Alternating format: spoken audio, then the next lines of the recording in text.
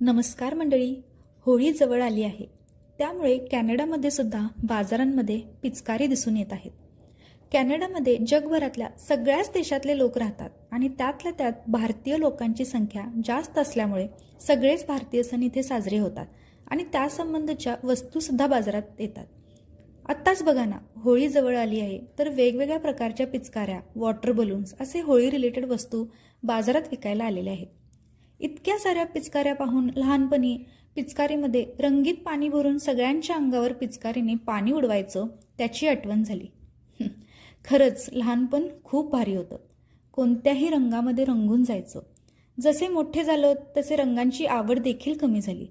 पण खरंच आज या पिचकाऱ्या पाहून पुन्हा एकदा लहान व्हावंसं वाटलं. काही जण होळीच्या दुसऱ्या दिवशीच म्हणजेच धुलीवंदनाच्या दिवशी रंगांची होळी साजरी करतात. पण मी कोल्हापूरची असल्यामुळे आमच्याकडे नेहमीच रंगपंचमी साजरी केली जाते.